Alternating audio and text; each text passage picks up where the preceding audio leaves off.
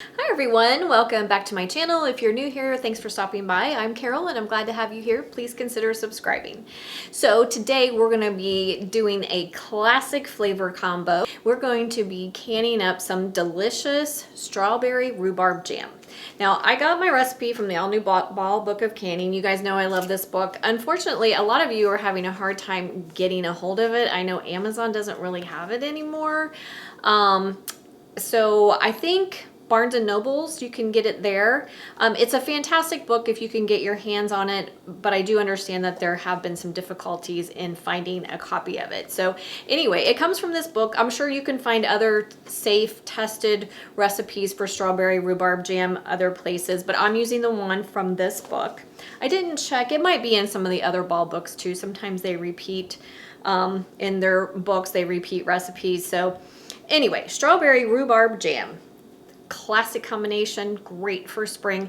I also thought it would make a fantastic gift for Mother's Day, which we have coming up in just a few weeks. One of the reasons why I wanted to do this recipe is because it uses liquid pectin. In light of full disclosure, I can't recall that I've ever used liquid pectin before. Maybe I have, so if I have a jam or jelly recipe on my channel that uses liquid pectin, forgive me, I've forgotten that I did have it on there. But anyway, I thought it would just be a good time to introduce liquid pectin since I most often use powdered instead. So of course, Ball is recommending that you use theirs. I could not find Ball liquid pectin, so I am using Sure-Gel Certo liquid pectin. It doesn't make a difference in the brand as long as it's liquid pectin. Liquid pectin works a little bit differently, and it does talk about that on the box. It talks about the difference between cooked jams and jellies, and the difference between using liquid pectin and dry pectin is the order in which the pectin is added to the recipe. Liquid pectin is added after ingredients are brought to a boil. Dry pectin is added before bringing ingredients to a boil. So just make sure you're aware of that. Make sure you follow the instructions for the recipe that you are using, and it's always a good idea to use what type of pectin is listed in the recipe. Although you can swap them out, I will leave a link in the description box below my video to a source that explains how to swap them out. This recipe does take a lot of sugar also, so I will also leave a link in the description box for those of you who want to do low sugar or no sugar, or use a sugar substitute. I will leave links in the description box below explaining how to do all of that as well. But I'm going to follow the recipe as written, which includes a lot of sugar. So you are going to need 4.5 cups of 1/4-inch sliced fresh rhubarb. You're going to need a 1/2 cup of fresh squeezed orange juice. That's the juice from approximately 2 to 3 oranges. I used Cara oranges, and I only needed 2, but they're large navels, so I only needed 2 oranges, so it'll be 2 to 3. You need 4 cups of ripe fresh strawberries, hulled and the tops removed. So you're going to measure 4 cups before you crush them. And then you're going to need 5 cups of sugar. I know I'm going to get some pushback on that. And then 1 pouch of Ball liquid pectin. Now, an added ingredient, a little Carol twist. You guys know I love to throw in a Carol twist to most of my recipes. Most of the time when I'm canning up jams and jellies or fruits of any kind, I usually use a liqueur to jazz up the flavor a little bit. This time I'm going to switch things up, and I am going to use some strawberry extract. If you were not aware, you can get strawberry extract in your grocery store, and it just helps to boost the flavor of the strawberry, and it's absolutely fantastic in here. I highly recommend it. It is totally optional, but I highly recommend it. I used about 2 teaspoons of that at the end. So before we get started, I just wanted to give you a little bit of a few fun facts that Ball shared because I thought it was interesting. They asked, did you know rhubarb is actually a vegetable? It is a perennial plant similar to celery, but is cooked as if it were a fruit. So I thought that was interesting, although I think I already knew it was a vegetable and not a fruit, but it's cooked like fruit.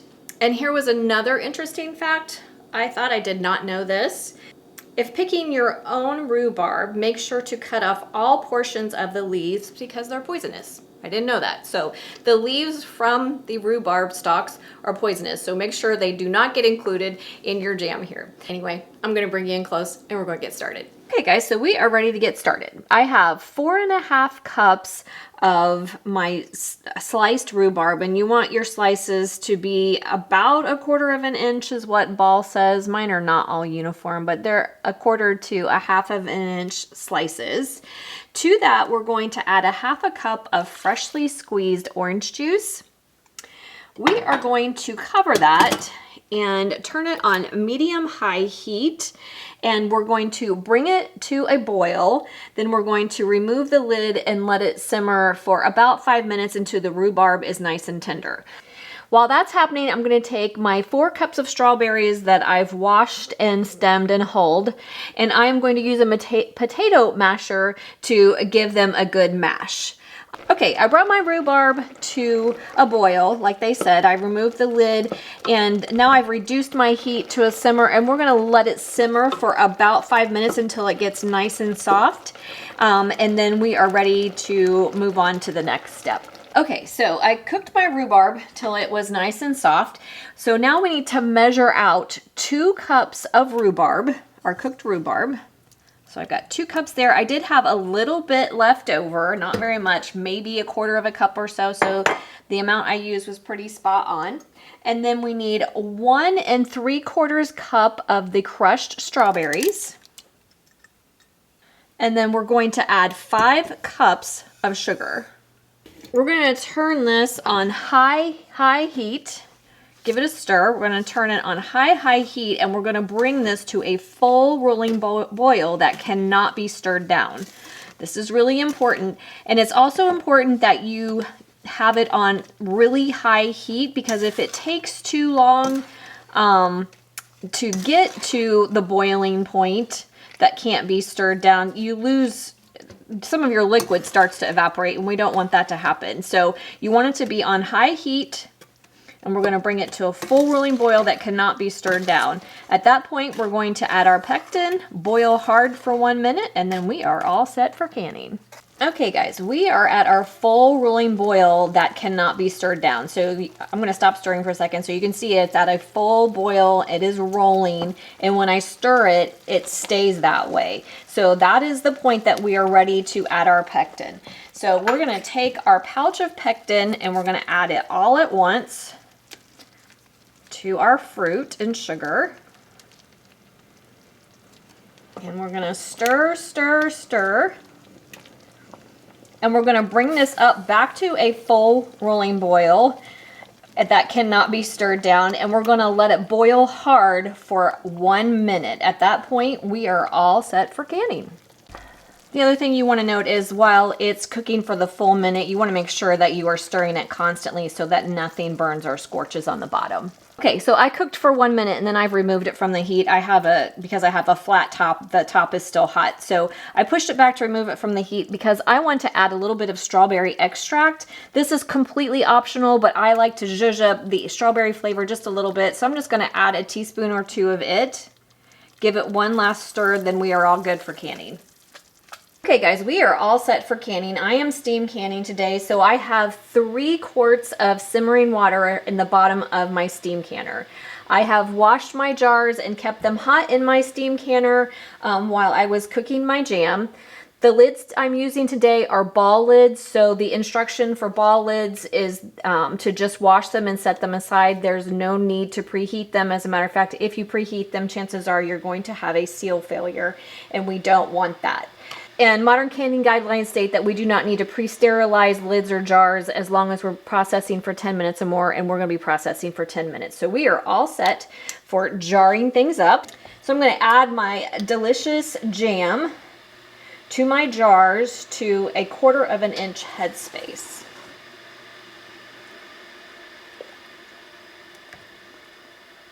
And yes, I did leave some of my strawberry pieces a little bit bigger.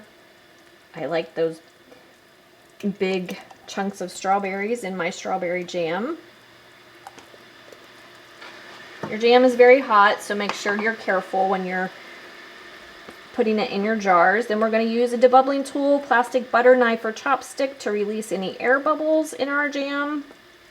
Then we're going to use a paper towel dipped in white vinegar to clean the rims. We don't want anything to interfere with getting a good seal. Then we're going to center our lids. Then add our bands to fingertip tight, just until you feel some resistance. In the canner they go. Okay guys, so I have the 6 jars in my canner. I had just a little bit left over, but not very much.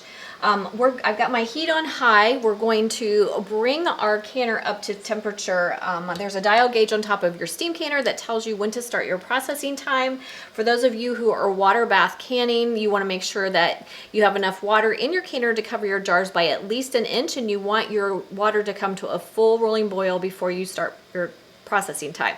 So we want to process for 10 minutes. Once you reach the full rolling boil, or you're in your green zone to start your processing time, you want to reduce your heat a little bit just to maintain that. We don't want it boiling too vigorously throughout our processing time, just enough to maintain the appropriate boiling or in your green zone on your dial gauge. So process for 10 minutes and then I'll bring you back. We are all set. I processed for 10 minutes like I told you, and then I let my jars sit in my canner for another 5 to 10 minutes. And that's where we are now. So I'm going to take them out and show you how beautiful our strawberry rhubarb jam is. Doesn't that look delicious? So yummy.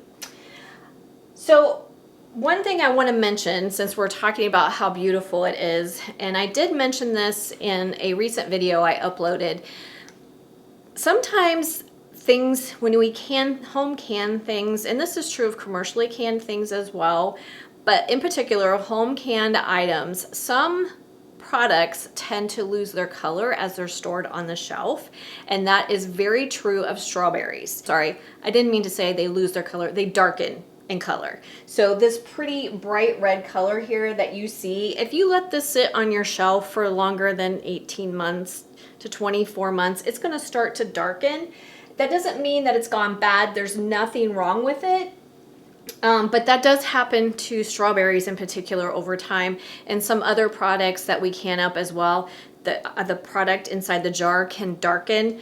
It doesn't necessarily look very appetizing, but as long as it was processed correctly and your seal is intact, it's totally safe to consume. It just doesn't look as good as it did when you first canned it up. So just be aware of that. Strawberries are very prone to do that. I've done strawberry pie filling and other strawberry jams and jellies, and if I let them sit too long, it invariably will do that. So just be aware of that. I think I did fail to mention at the beginning in the intro of my video, but I'm sure you all know this. This is a water bath or steam canning recipe. Jams and jellies are not pressure canned. I'm sure everybody knows that, but usually I explain that up front. I did not explain it up front this time. So it is a water bath or steam canning recipe. Just be aware that, as always, you need to adjust for your altitude. So if you don't know what your altitude is, you need to make sure you find out what it is, because the instructions that I give and the instructions that are given in most canning resources are for under 1,000 feet. Make sure you're aware and you know what adjustments you need to make depending on your altitude so that you're processing for the correct time. Higher altitudes need to process this for more amounts of time. The time is increased, in other words, if you live at higher altitude. So make sure you know your altitude and you process correctly. That is really important. And I did mention in a few videos ago that I was going to try to do a better job of reminding everyone, know your altitude and make sure you adjust however you need to adjust to make sure you're processing safely. So just a reminder there. Thanks for joining me today, guys. I hope you will give this a try. Like I said, it'd be fantastic as a gift for Mother's Day. Great to slather on toast or biscuits, stir into your oatmeal, pour over ice cream, put over cake, sky's the limit. It's fantastic. I hope you'll give it a try. If you have any comments or questions, leave them for me in the comment section. Don't forget to like, subscribe, and share, and I will see you next time. Have a fantastic day.